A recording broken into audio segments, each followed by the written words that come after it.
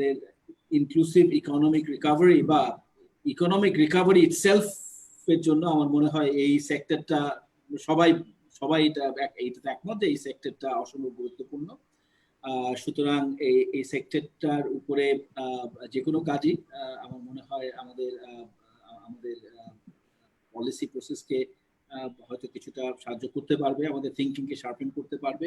আমি just acknowledge করতে চাচ্ছি যে এর আগে কিন্তু ব্র্যাক রিসেন্টলি মানে মনে 2-3 দিন আগে আজকে একটা কাজ ওরাও করেছে মাইক্রো স্মল মিডিয়াম এন্টারপ্রাইজের উপরে, cottage and micro and small medium enterprise.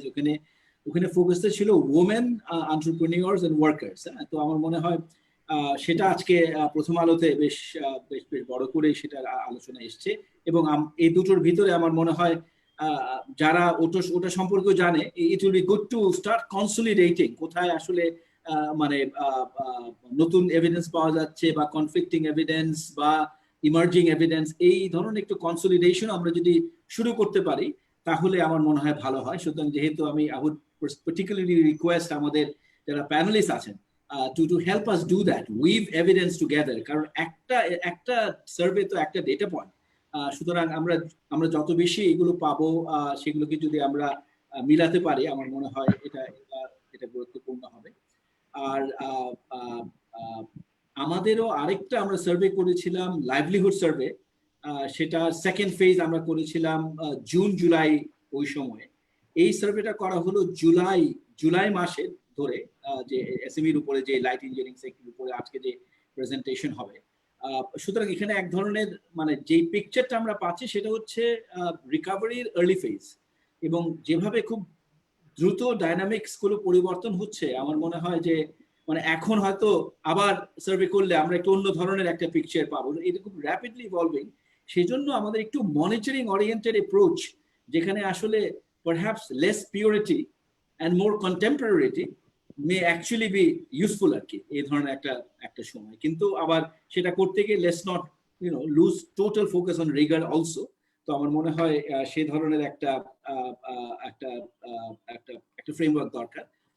R just আরেকটা জিনিস শুরু করার আগে জাস্ট বলা যে যেই কারণে আজকের যে প্রেজেন্টেশনটা হবে যেটা আমার মনে একটু গুরুত্বপূর্ণ, সেটা হচ্ছে আমরা শুধুমাত্র যে একটা এসএমই সেক্টর, একটা সাবসেক্টর অফ দ্য হোল এসএমইর উপর এখানে কাজ, লাইট ইঞ্জিনিয়ারিং সেক্টর মূলত, যদিও আমরা আরেকটা স্যাম্পল এখানে যুক্ত করেছি two sort of go beyond the light engineering sector, কিন্তু এটা মূলত লাইট ইঞ্জিনিয়ারিং সেক্টরের উপরে। কিন্তু এখানে যেটা ইম্পর্টেন্ট সেটা হচ্ছে এটা একটা ইন্টারভেনশন স্যাম্পল ছিল, যার কারণে আমরা কিন্তু আসলে এটা একটা ব্র্যাকের ইন্টারভেনশন স্যাম্পল। তো আসলে এই কোভিডের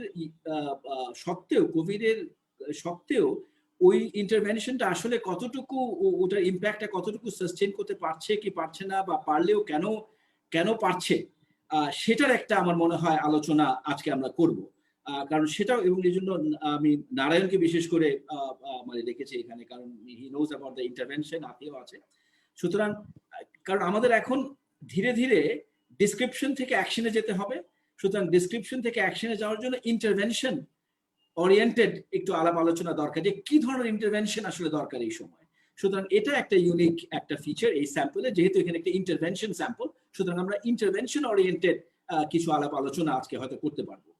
আনফরচুনেটলি আমাদের ব্র্যাকের প্রোগ্রাম থেকে আমরা দেখেছিলাম হঠাৎ করে কিছু মানে কারণে they could not join, but I think Narayan and Atiya knows enough about the program that we can have that conversation. তো আমি আর খুব বেশি কথা না বাড়িয়ে আমি এখন প্রেজেন্টেশনের দিকে মানে যাব। আমি এই কাজটা করেছে প্রফেসর আসাদুল ইসলাম মোনাশ ইউনিভার্সিটির, এবং আতিয়া রহমান আমাদের বিআইজিডির senior research fellow.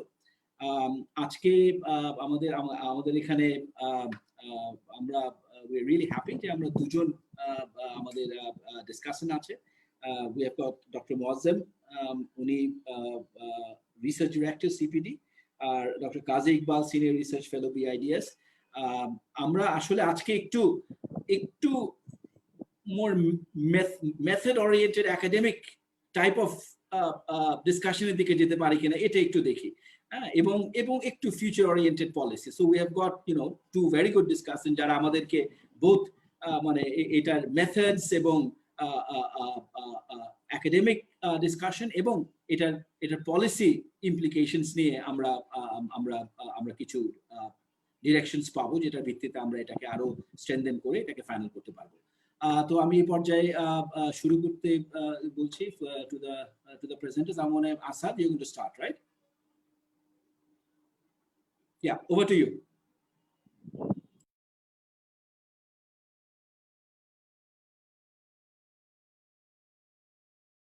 Asad, you're on mute. Asad, you're on mute. Oops. Thank you, everyone. Bye. Thank you, everybody. It's a pleasure to be here, and thank you for having me to present this findings of our ongoing project with Brac.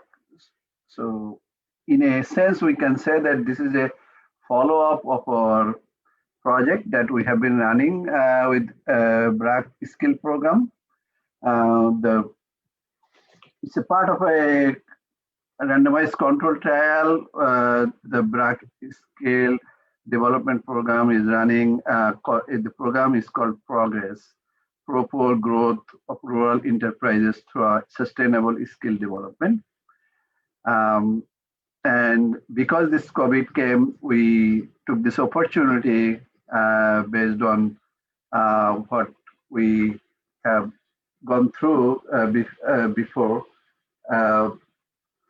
in terms of the survey. So we had survey conducted just before the COVID hit in Bangladesh during December and January. And then we took this opportunity to follow up the same farms that we were there, who were part of our randomized control trial, to understand how these farms are doing during COVID-19, and after the lockdown is over, how they are opening up and doing their activities. So this is the project was mainly done in the context of light engineering sector, which is a big subsector. I didn't know this before I started this program in 2017. It actually employs more than 2 million workers, and there are more than 40,000 farms across Bangladesh. If you visit Tonge, Gazipur, or other places like Bogura, there are thousands of farms in those areas located, and they contribute more than 2% of the GDP in Bangladesh. So in terms of volume and also the contribution, real contribution, it's not really insignificant. So this, and the farms that, in terms of the light engineering sector that we are talking, is randomly drawn from the census of the farms across Bangladesh. So in a way, these light engineering farms that we are talking about represent the entire Bangladesh, and we are going to talk about those farms plus some other farms that we were able to get information through Brac Bank. They have provided us about more than 120 other farms, and I will also talk about those farms, who they are. So together, our analysis is combined, but keep in mind that most of our farms are located in the light engineering sector, and they had almost 95% of our sample this light engineering farms, and the 5% farms that we have gathered from Brac Bank are clothing, tailoring, general, beauty parlor, and some hotels and other service sectors. So in terms of the composition of the farms, we have about 1/3 of the farms who produce automobile spare, and 1/4 of the farms are producing grill. Roughly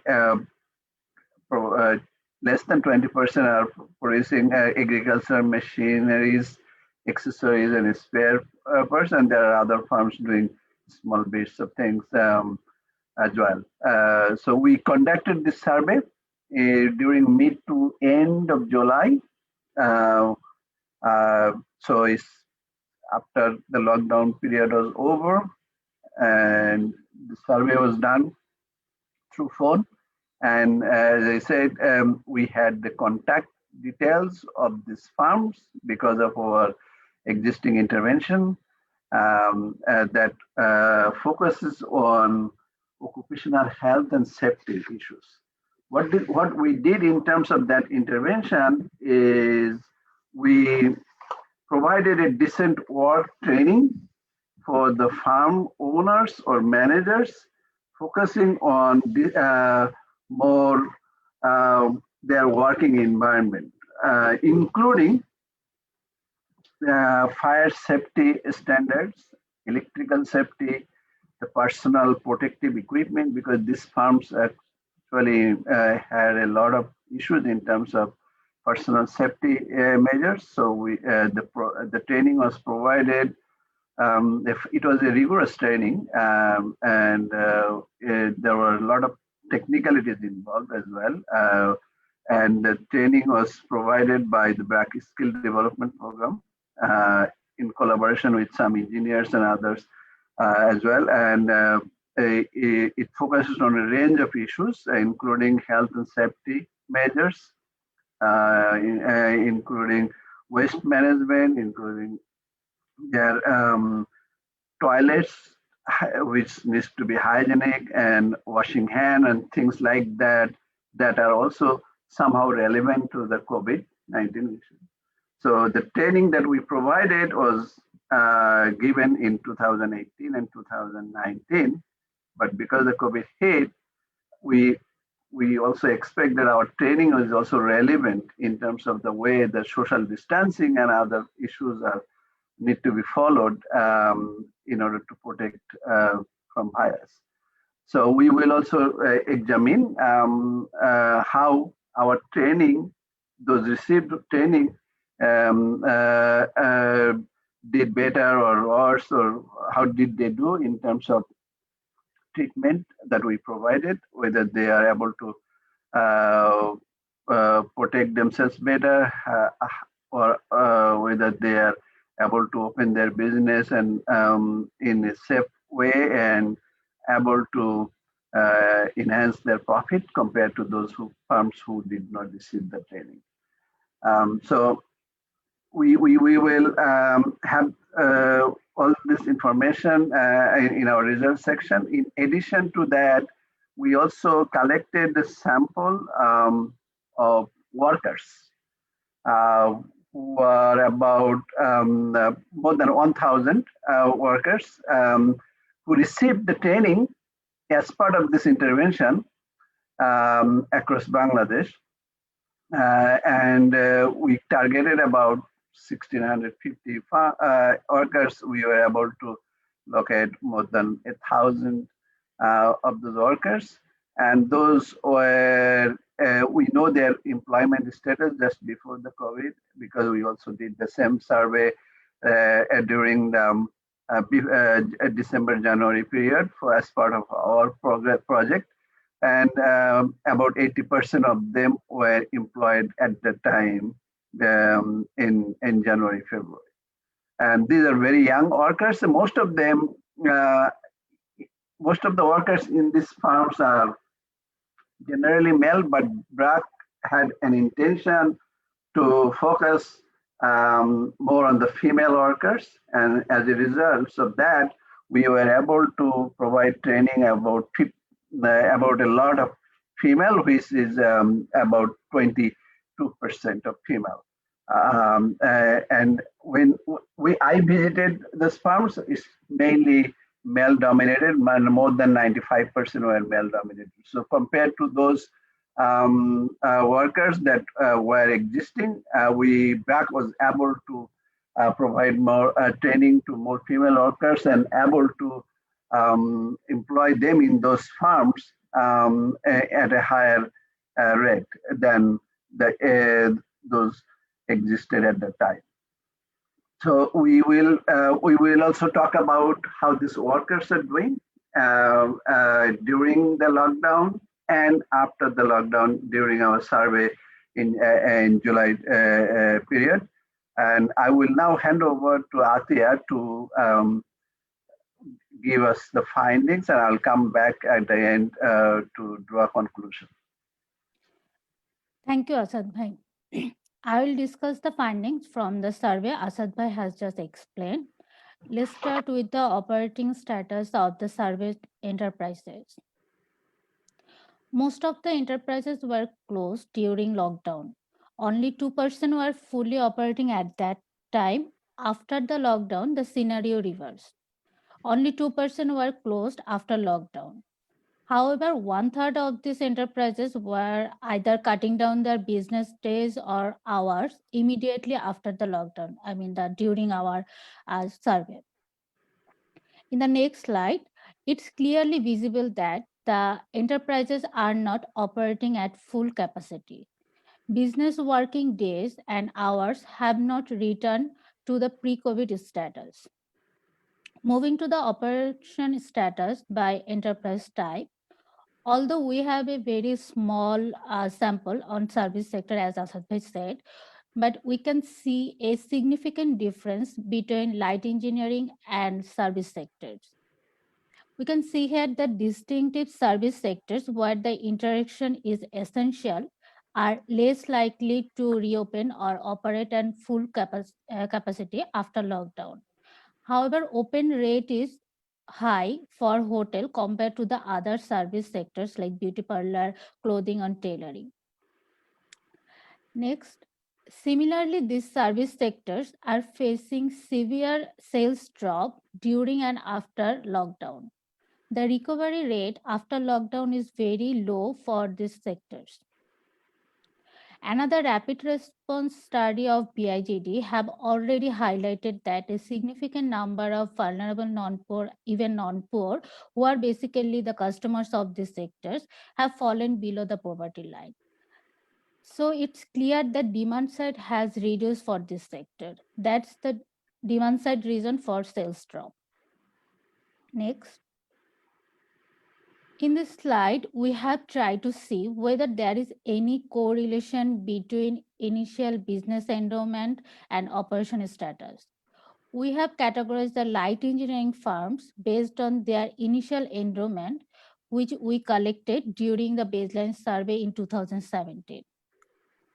What we have found here, we have found that poorer enterprises were less likely to operate at full capacity after lockdown. It certainly indicates the efficiency loss. These firms are quite similar in terms of profitability at the baseline. However, the poorer enterprises are now at higher risks of going out of the market. Next slide. Similarly, the poorer light engineering firms were also making less sales after lockdown. Sales drop is quite higher for poor enterprises, which is we can see 49% compared to the rich enterprises, which is 25%. Moving to the fixed cost, we are discussing here the rent and utility bill of these enterprises. After the economy reopened, more owners or managers were unable to pay the rent for their business premises and utility bill as well. Two factors might work behind this. Because of paying other operational costs as they have already reopened their businesses, they might have shortage of paying these fixed costs. Second, they had better negotiation power with the landlord as they reopened their business. So they might have convinced the landlord that they will pay later on. Data show that sales drop was 15% previous on. Data show that the sales drop was 15% points higher for those who were unable to pay the rent compared to those who paid the rent in July. Next slide. What are the consequences of disruption in business on workers? The workers were hired for less hours and paid less.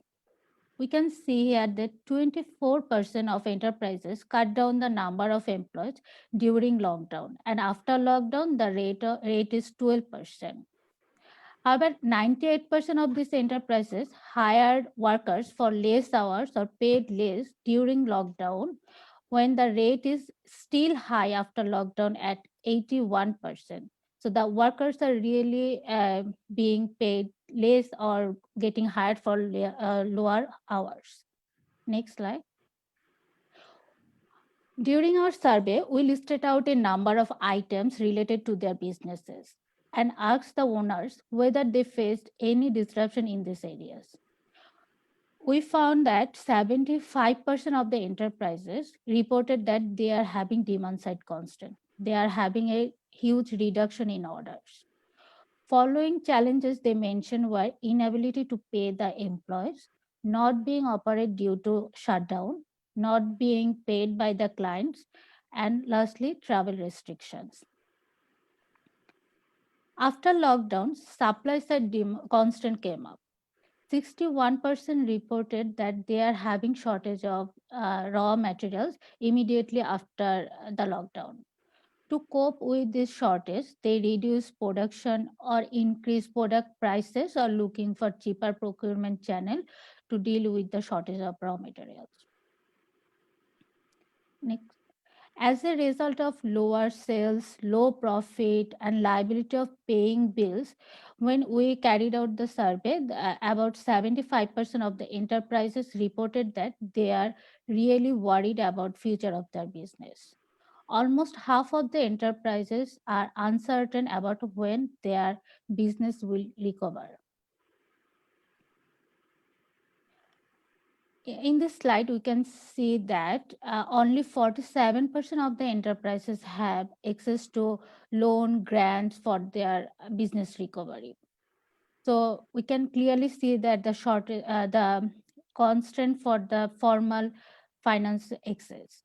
The service sectors have lowest access to this financial facility, which is only 23%. Next slide. We have combined two questions on this slide: access to financial facilities and having plan for business recovery. 1/4 of the enterprises have none of them. Almost half of the enterprises have no plan for recovery. It indicates the importance of introducing training on how to plan in emergency, how to run their business more efficiently during the challenges time. So hands-on training is really important for the enterprises as well to know how to run business more efficiently. Next slide. It has been 3 months of government support announcement when we carried out this survey. We find that only 63% of our survey enterprises knew about this support, and 3% have already applied for this support. However, only one enterprise owner reported that he has already received the support. Moreover, only 54% reported that they don't know how to apply for this support. This is really unfortunate, and we need to disseminate the information more efficiently so more people get information and know how to apply for this support. Next slide. On this slide, we have explored who are applying for this support.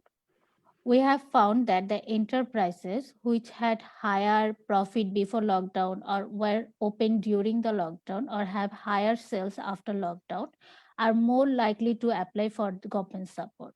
It appears the resilient enterprises are more likely to apply for government support. Next.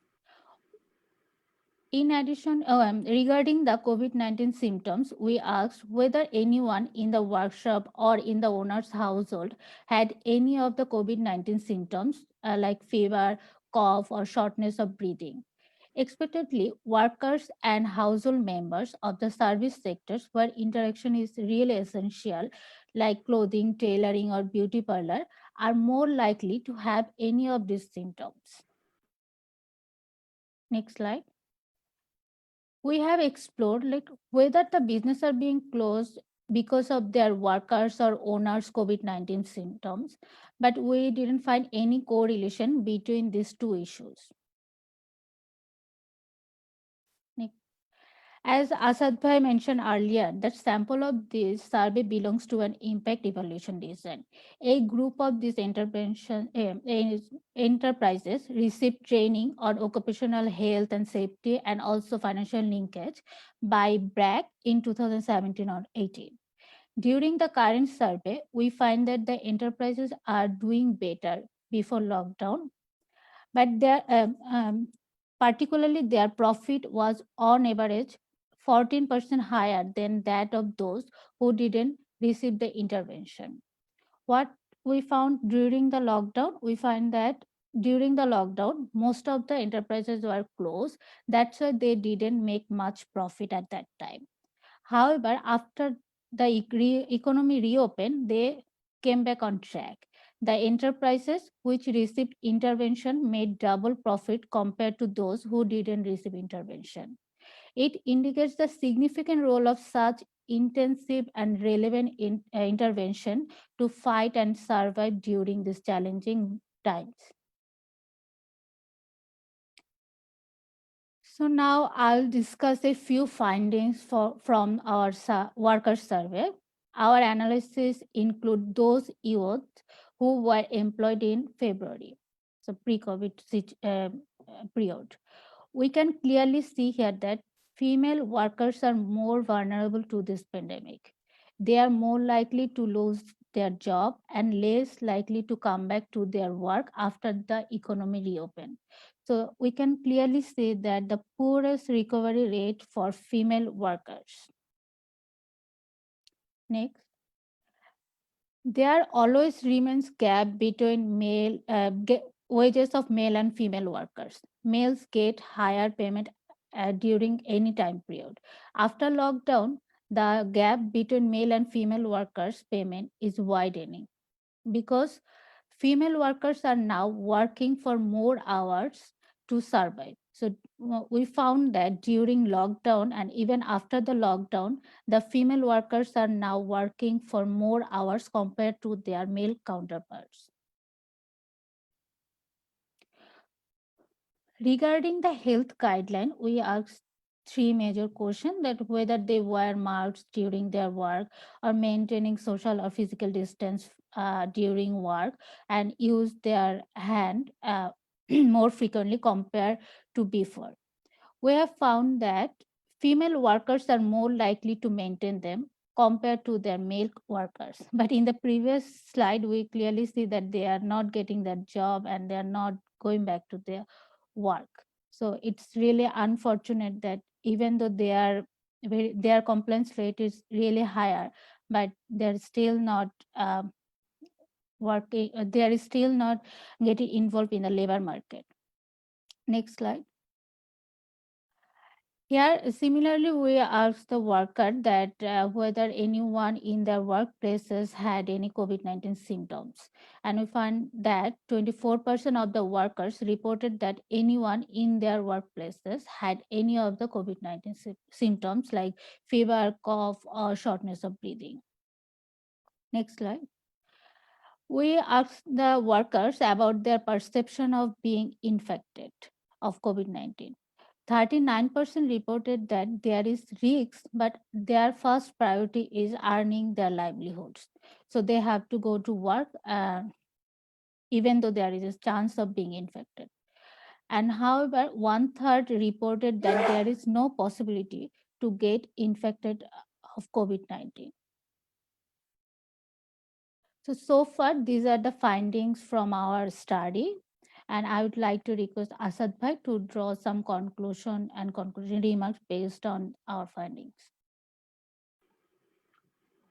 Okay, thank you, Atiya.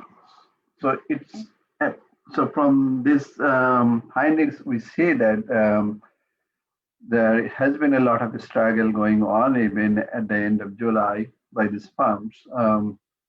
Even though we see what we call new normal activity, but we still observe that at least 1/3 of the firms are not able to operate at a level that they desired.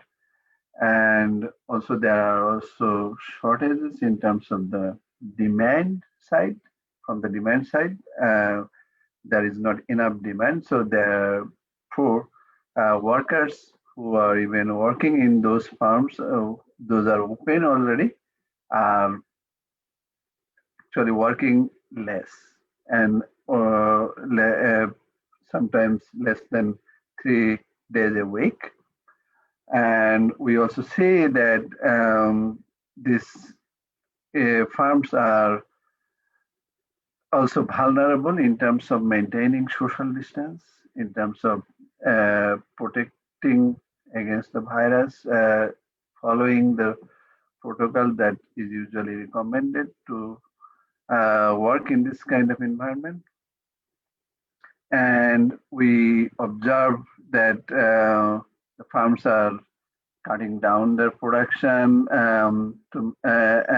also because there is also shortage of raw materials.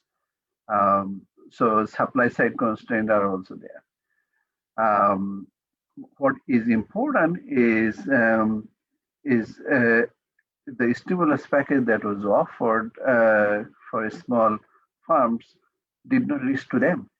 And we saw that only one farm out of almost 2,000 farms received the stimulus in terms of the credit at the end of July. So that means that, I mean, the very purpose of stimulus is to reach very quickly and to help these struggling farms, but that purpose seems to be not achieved, at least until that period. And so that is something we need to think about, why these small farms are not receiving the credit that they are supposed to, and they have, according to the government circular, they have access to. We have seen from the other, I have seen through the newspaper that larger firms are able to get the stimulus, and in fact, probably most of the stimulus package offered for the larger firms, they were able to get those credit, but these small firms are not. So this is something that, from the policy perspective, we need to think about how to make the credit available. And also there are firms that are not even aware about whether they are able to access these benefits and how to get these benefits.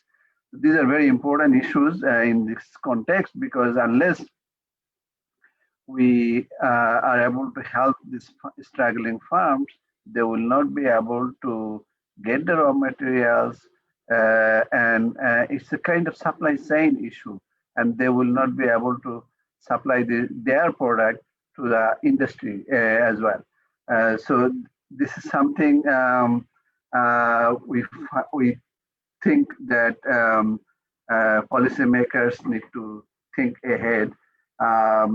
And in terms of our findings for the farms that received our training, the occupational health and safety training as part of Brac intervention, we see that a clear picture. So there is a potential for this kinds of intervention to mitigate the effects of crisis like this.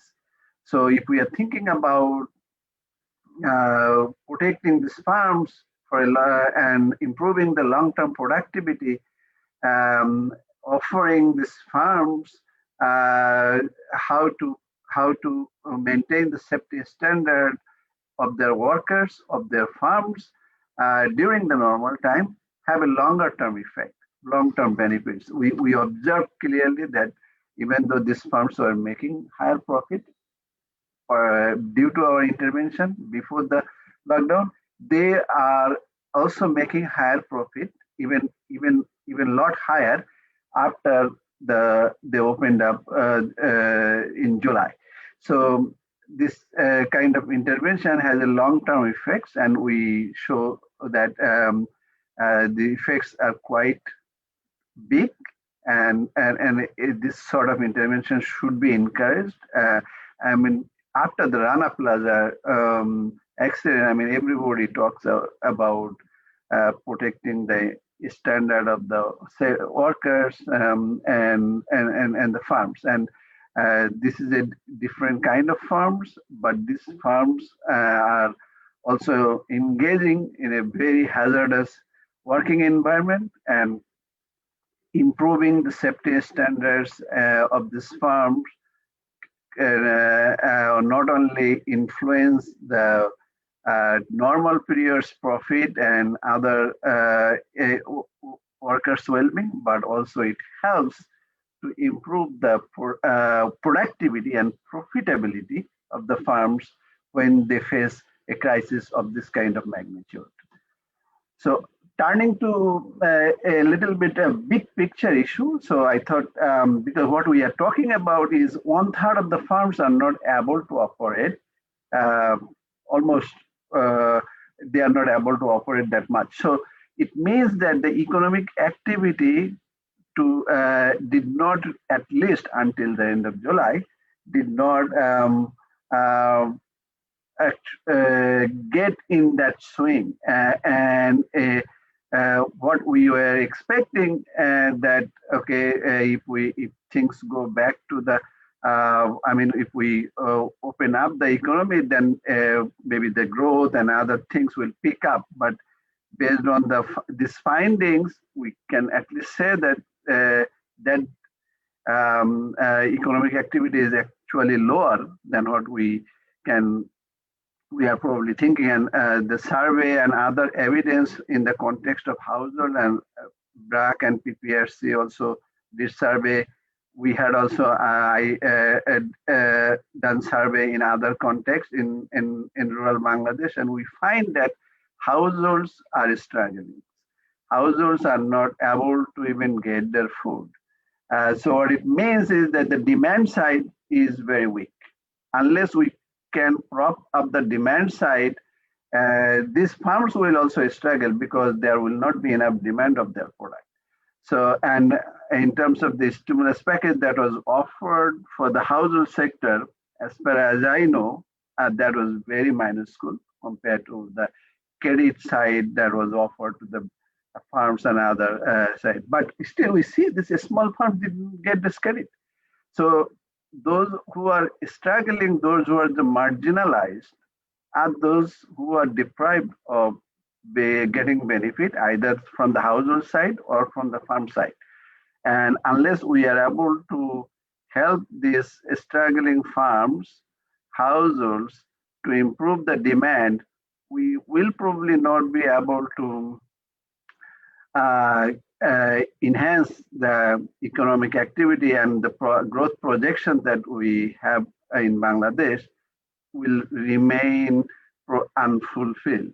And I will just finally finish with one thing that I wrote a piece in the Daily Star focusing on how we can capture the economic activity during this kind of period, because we do not have real economic data, and we use the electricity data, real-time electricity data, to understand how the demand is going on. And I looked at the just last 2 months electricity data, so after this July, August and September. And what I can tell you that the demand for electricity, at least in the Dhaka city and neighboring area, hasn't picked up to the level it was last year at this time period. What it means is that the economic activity is still not, even today, after 2 months of the survey, is still not at the level what it was in last year. So if we are thinking about the growth, economic growth, economic activity, we need to increase the confidence of the consumers, confidence of these farms, and the way we have to do is through more demand side intervention, and also making sure that these farms are able to get credit access to the credit and able to prop up their activity more than what we are observing now. So I will now pass over to Imran Bhai. Okay, thank you very much for that very detailed presentation. I'll move to the designated discussants, but just a few thoughts from me to sort of in some ways frame. I think Asad did a great job in terms of kind of concluding, but I think there's this kind of emerging big picture, which is if you look at recovery, the more meaningful you want measures through which you look the recovery, the more fragile the recovery seems. And this has happened. This we have seen the livelihood survey that we did with PPRC, and it's also very clear here. I mean, if you want to look at whether business is opened or not, I mean, you see a much higher level of recovery. At the moment, you think, what does this really mean in terms of actual productivity, actual revenue, actual workers' salary, wages, all of that? Or in case of livelihood, what does it mean in terms of actual returns to labor or consumption security, food security? The more granular you get in terms of the meaningfulness of recovery, the more fragile it seems. And it is possible that over time this fragility, will get better, but the composition of the actors in the market that may remain will be quite different. So there's a whole distributional aspect to the recovery, the sort of autonomous mode of recovery, if you like. Because what we're also seeing is that the lower endowed firms, despite being as productive or as profitable, are suffering more. So those who can stay on are those who have higher level of net worth, to begin with. So the better endowed. But there's no reason why they are going to be the more profitable or more productive firms for the future. So there's a whole efficiency and equity allocational problem here as well. So left to its own devices, the economy may well get into a higher level of meaningful recovery, but the composition of the recovery may actually be inequality increasing and may actually be not the type of poverty reducing recovery that we actually want. So I think that to me is the largest, biggest picture that we need to keep in mind as we delve into the findings here.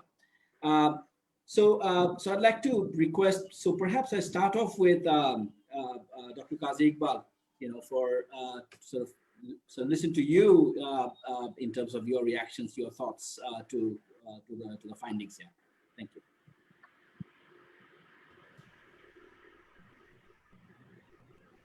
Okay, thank you. Thank you, Imran Bhai.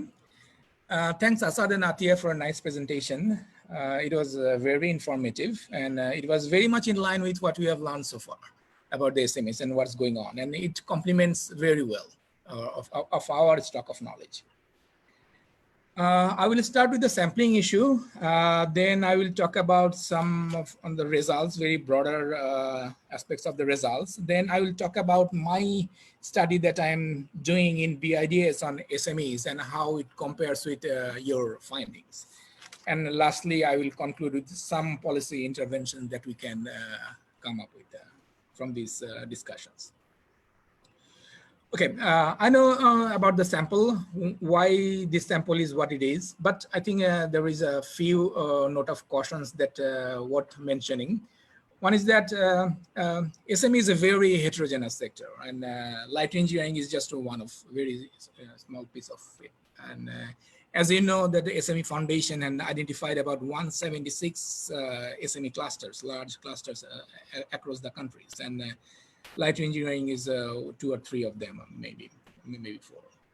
So it is important to acknowledge it at the beginning that it is just a small part of total picture of SMEs. So that's very important. And secondly, so when you say the large sample, I'm not sure why do you need about 2,000 samples just to understand light engineering? Say, for example, 25% of the sample is for grill, because all the grill, most of the grill producing SMEs are very similar. So there is no heterogeneity there. So with this low variance of farms, why do you need so much sample for that? You could use this sample or this funding for other farms too. But still, I know what's the background and why you are doing so. But this is important to keep in mind when you write a paper. I'm sure Asadul will write a paper on that. About the worker sample, these are mostly trainees. I mean, very young, average years is 23. So definitely these are not the representative workers, right? So these are very, very young, and that's why maybe we see very low incidence of COVID symptoms and other stuff. And also when you see how the percentage of people losing their jobs, since these are young people and they are novice, they are trainees, apprentices. So they will be the first one to lose their job, right? So when there is a shock. So in that sense, it will overestimate the number of fired labor, number of workers who lost their job in this case. And this goes also for the female, because the last time when we went to this Shutrapur, Jatra, and all those SMEs, particularly light engineering SMEs, we hardly saw any female worker there. There are a couple of female workers, and they are temporary workers. They are hired only to just do some menial jobs. So I'm wondering whether these female workers are temporary workers or not. If they are the temporary workers, again, their likelihood of losing job will be higher. So in this case, it will create a bias in your results. So are the female losing job because they're female, or they are losing job because they are not permanent workers? So that's an important issue that you may need to address. And also, I think you should give us some sense of the sample characteristics. What is their average number of workers, permanent, temporary, whether it is registered or not, whether it belongs to a cluster, average number, revenue, sales, profit. That would give us some kind of feeling about the sample that we are talking about. So that's very important. And also the regional variations, because it is argued that the urban is more affected than the rural. So I guess when we talk about this light engineering, it is mostly Dhaka, Gazipur, and some Bogura. Those are the areas where light engineering SMEs are located. So these urban areas will be more affected than the rural SMEs, like say Nokshikatha SMEs in Nayanganj, or some Jhutkapur SMEs in Dinajpur, some other sectors. Okay, those are the very general comments about the sampling, and I'll talk about a little bit about the results, some broader comments, and then a couple of quick comments, specific comments. So when you're observing the farms, we are only observing the survived farms, right? The farms who survived the shock. But it is also interesting to know what happened to those farms who couldn't survive. What happened to the shutdown farms? Why did they shut down? Because are they just small? That's the only reason, or there are other reasons for that? Or is there any sector-specific characteristics of the shutdown farms? So it is very important to know. Also, it is important to keep in mind that the survival rate of these small farms is also very low, even in the normal time. There is no study in Bangladesh, but the other studies in, say, Mexico, China, and others shows that it's 50, 60%. So in normal time, most of the farms do not survive for 2 to 5 years in this case. So when you say that some farms shut down their business, is it the natural cause that they just shut down, or is it because of COVID? So this is something that we need to adjust. There is some natural causes for winding up the business for the small farms. So this is very important when you talk about the IO structure of the empirical side. So, and also there's a seasonality. What about the seasonality? Say when you say that it's agricultural machinery, is there any seasonality of selling those things? Because when you compare the July with February, so you are comparing two different months. One is in winter, one is in summer. Can we compare the summer with summer, like July in last year's July? So that will be more meaningful comparison. So I'm not sure to what extent the sales of these SMEs, like light engineering and other things are have these seasonal characteristics. And one important thing that we also faced in our surveys that all the results are maybe subject to some reporting bias. So when there is a crisis and people know that the likelihood of getting benefits from the government will be higher if they say that they are very badly affected, they will do so, right? So if I call some SME, they say, okay, I'm done, I'm lost, so nothing is there. So there is a bias there. Then the question is how we can take this bias in account. So that means how we can elicit the truthful revelation. So that's more important to important. So I think when you do the research design, I think there has to be something that help us elicit the truthful answer. Some specific, say for example, in slide comments in slide 10, you say that the poorer owners, maybe the smaller enterprise would be the better word to say than the poor owners or something, because we don't know whether it's a poor or rich owner. And also there are some slides you compare one bar diagram with another bar diagram, but there is no confidence interval there, so we don't know whether they are statistically significant or not. So it'll be good if you can show some confidence interval spike on those graphs. Very minor comments. Okay, and then I come back to my research that I'm doing.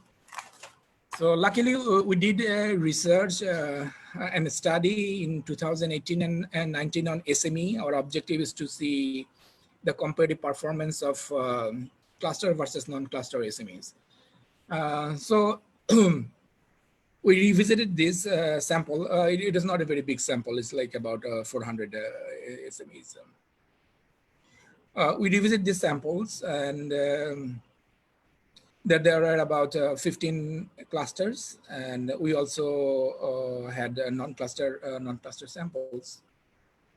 And our results, I will talk about a few results that have bearing on this presentation.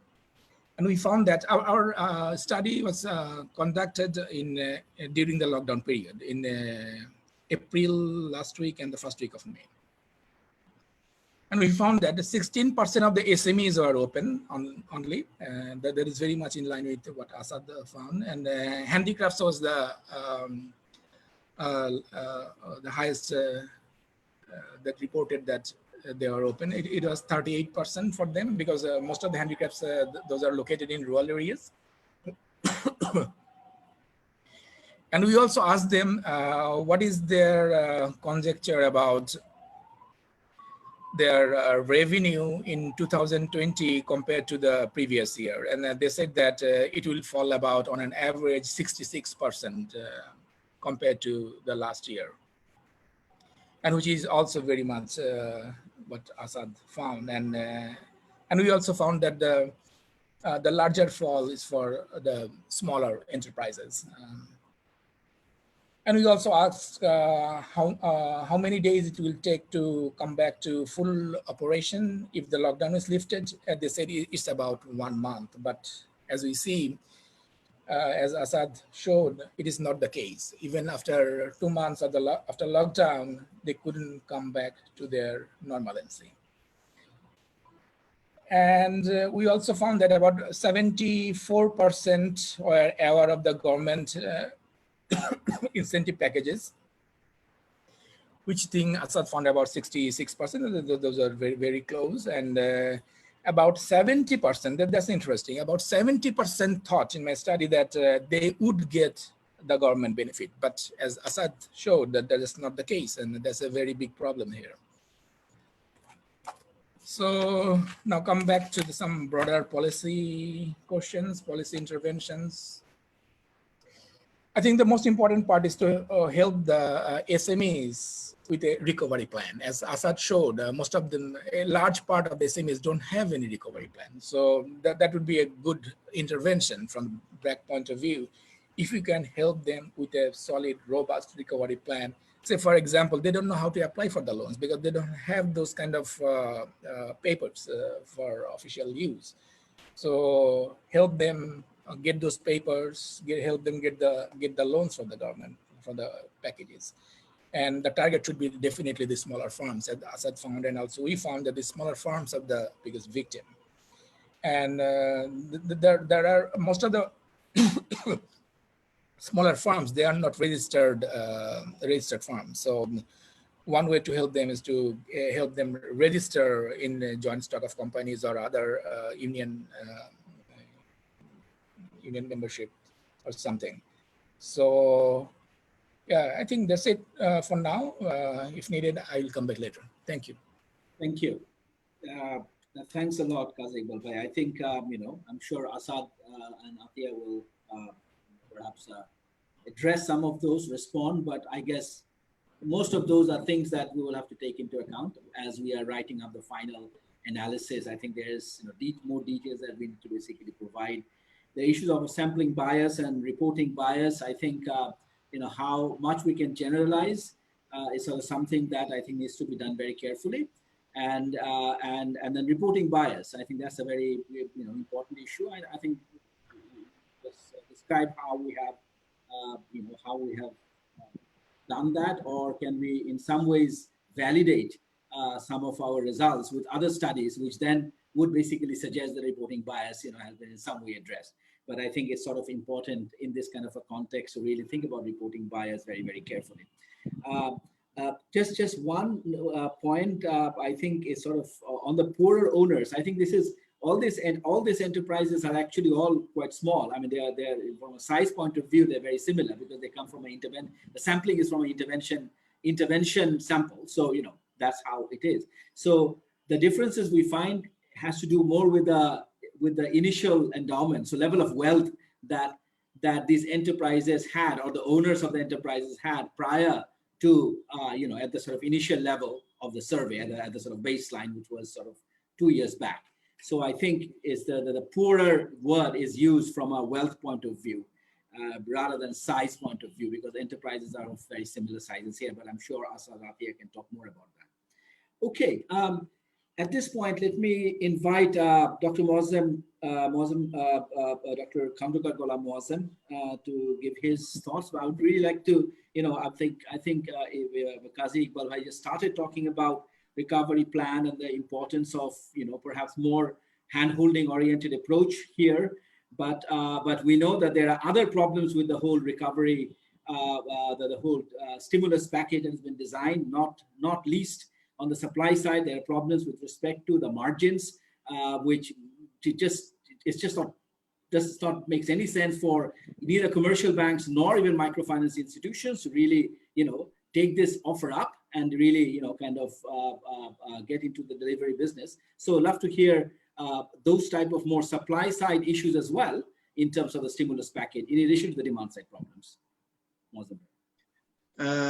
Thank you, Dr. Imran, and thank you, Dr. Asad and Dr.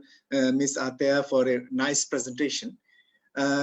In fact, I won't actually intervene much about the methodology part. I think Dr. Qazi Iqbal sufficiently covered the usual methodological queries that researchers always eager to know, and those have been adequately mentioned by him.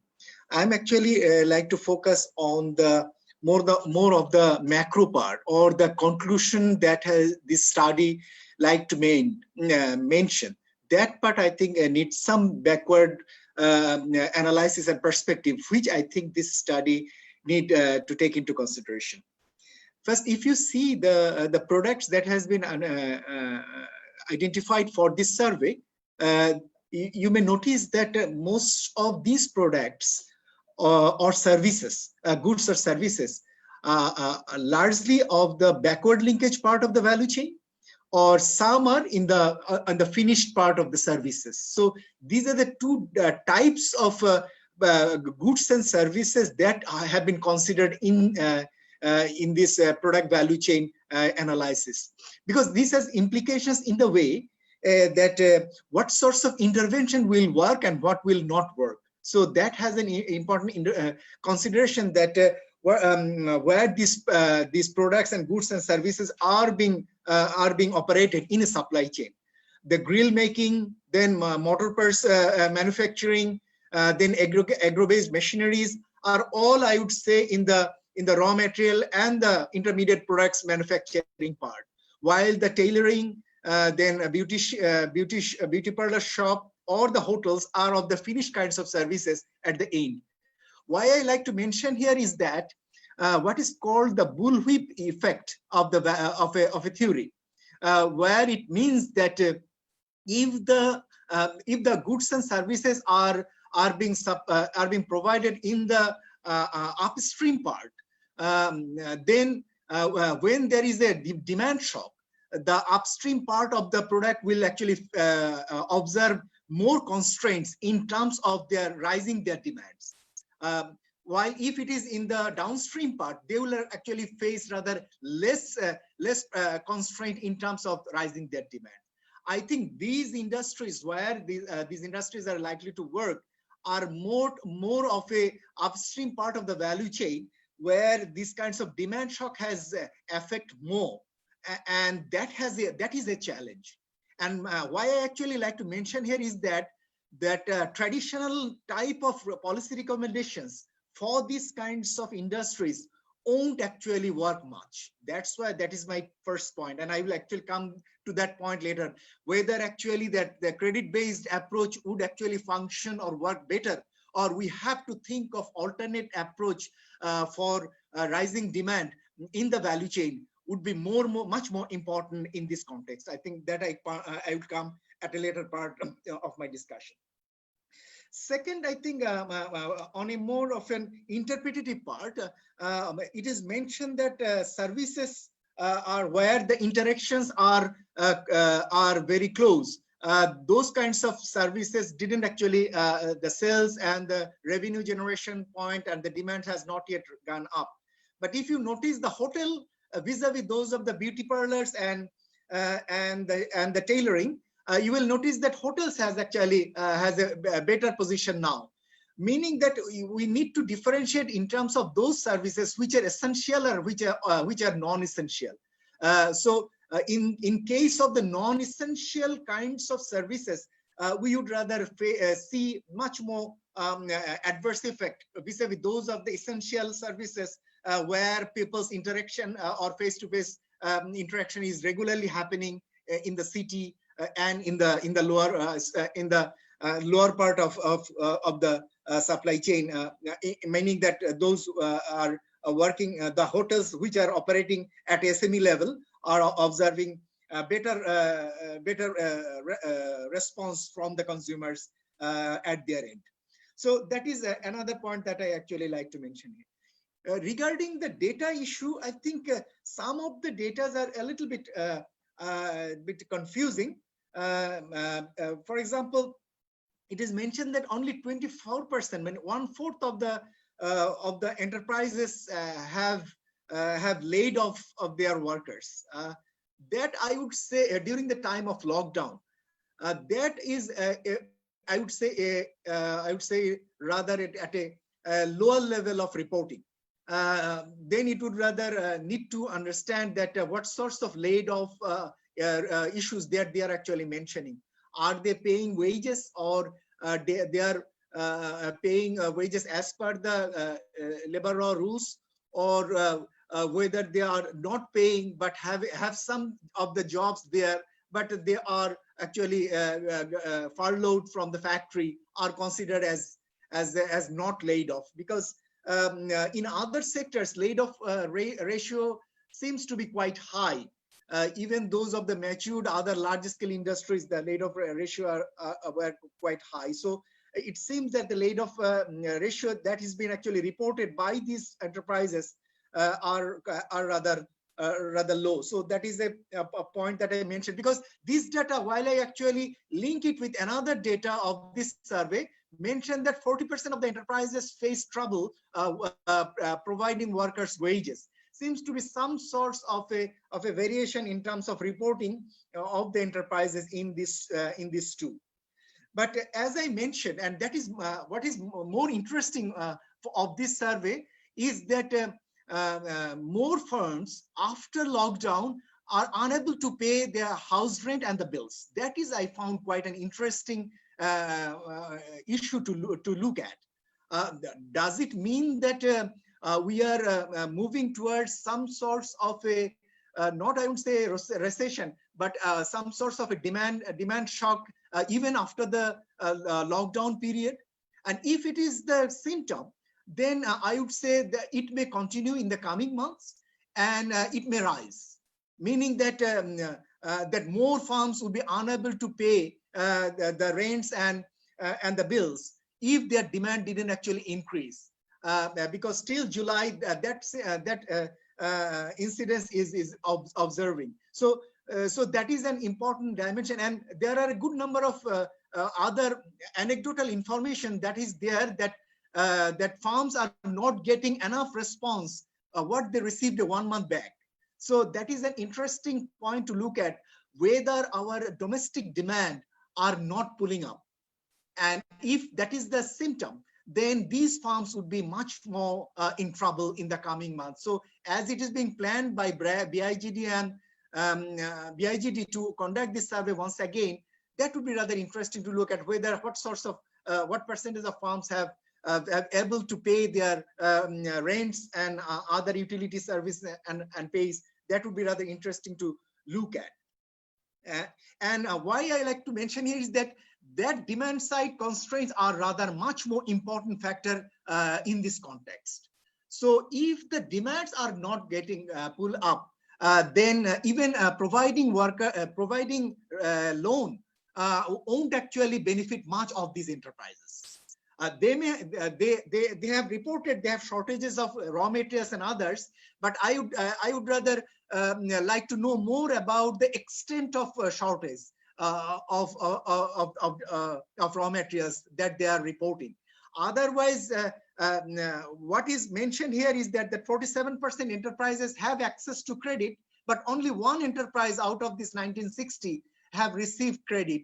But if there's a follow-up question asked to them whether they are interested to take loan, I think that would be an interesting response they will receive from the farms, that a good number of those who have access to credit are not even interested to apply for credit, because what they are actually apprehending, that if they are taking credit, they will soon start to pay their monthly installments. And if the demand didn't actually gone up, then they will be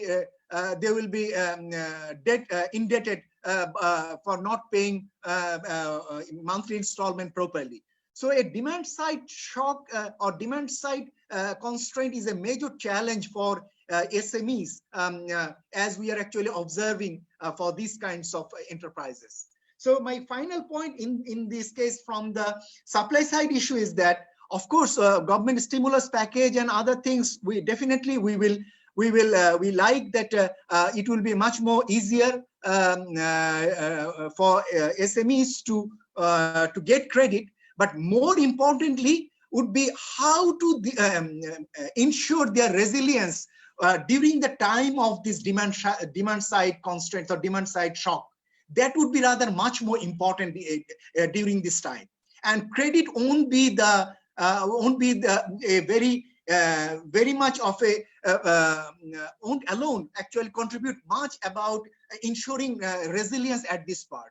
What I would like to suggest here is that if these enterprises are being waived from house rent, if these enterprises are waived from utility bills, or if these farms are waived from monthly installment of loans and other obligations, that would rather help them to stay in the business till the demands are actually gone up.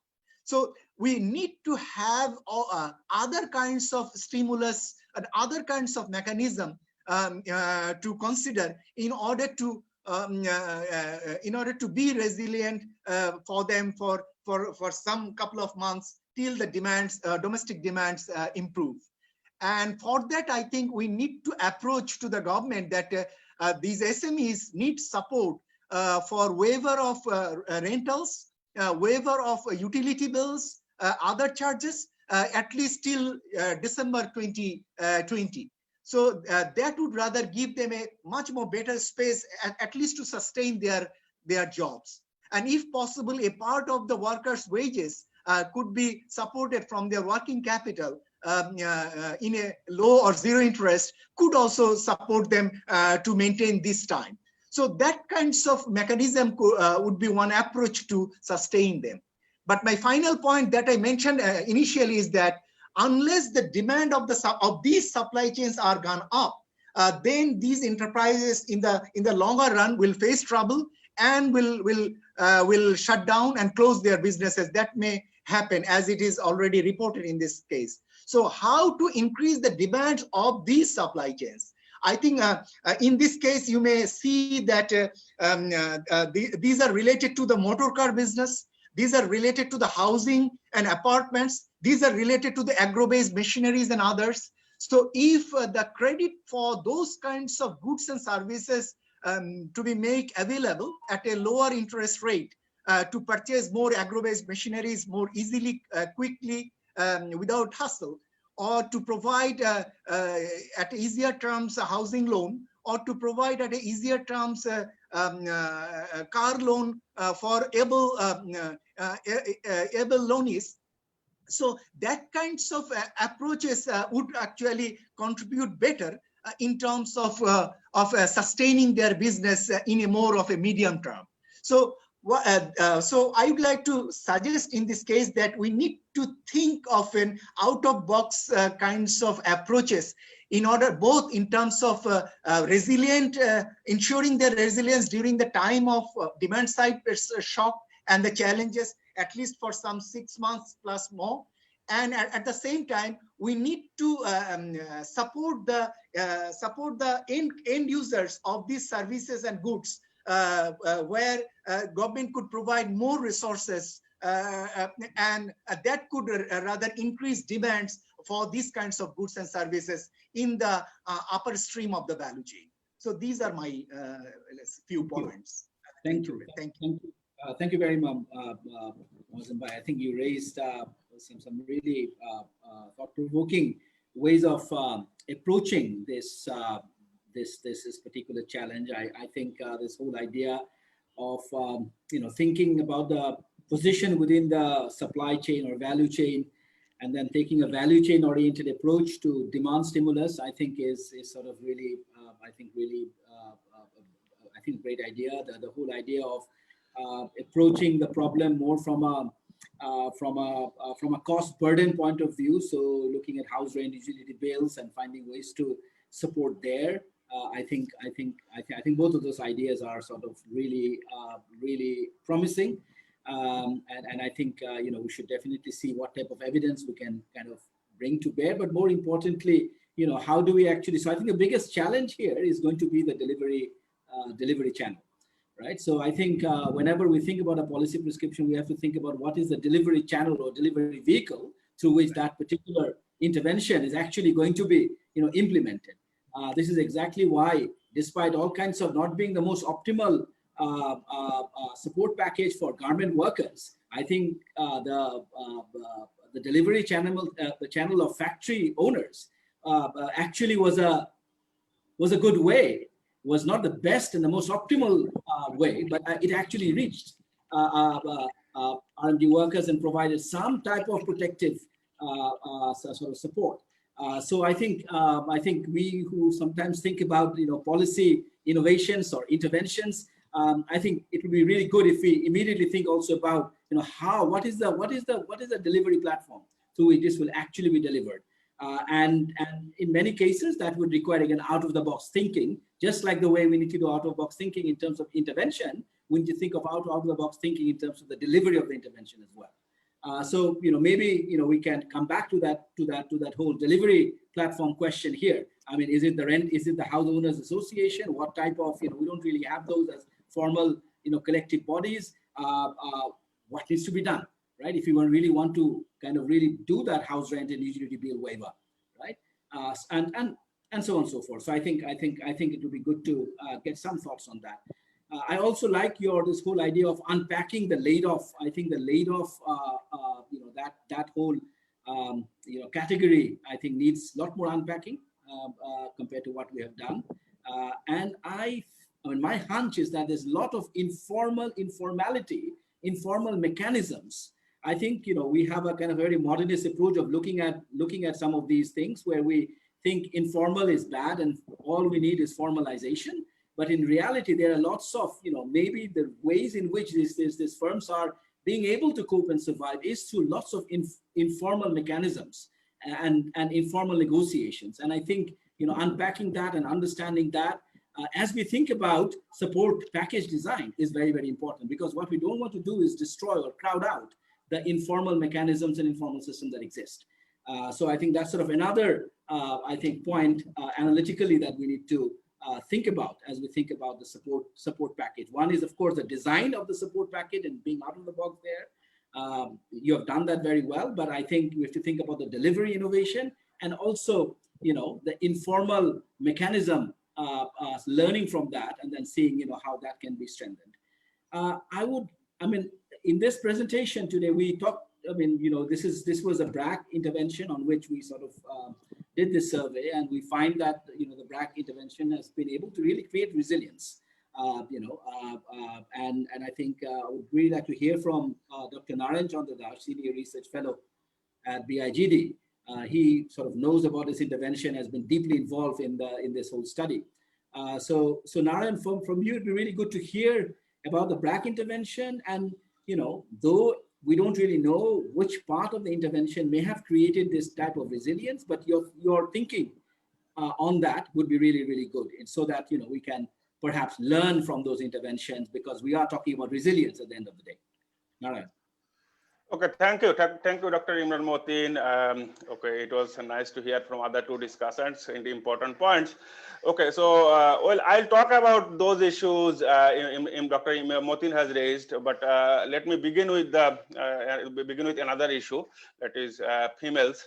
So I agree with Dr. Kazi Iqbal যে আসলে ফিমেলদের অবস্থা খারাপ বা তাদের survive রেটটা কম। So is this because of females or because of other reasons? So এখানে একটা বিষয় মনে হয় একটু দেখার দরকার, সেটা আছে যে আমরা জানি যে স্মল ফার্ম যেগুলো সেগুলো সার্ভাইভ রেট তাদের ভিতরে কম। So is it the case that the females are more likely to be employed in the small farms? So এটা একটা বিষয় আমার মনে হয় একটু দেখলে কিছুটা ধারণা পাওয়া যেতে পারে আর কি। So কিন্তু হ্যাঁ, ফিমেলস পাজল এই ইস্যুটা আমরা আমাদের লাইভলিহুড যে সার্ভেটা সেখানেও আমরা একই জিনিস পেয়েছিলাম। Basically the rate of recovery and employment and earnings recovery is lower for females. Okay, so the second issue that Dr. Imran Motin raised question, what sort of intervention actually worked? So actually the program that Dr. Asad already কিছুটা বলেছেন যে আমাদের যে sample সেটার 50% তারা ব্র্যাক থেকে কিছু intervention পেয়েছে।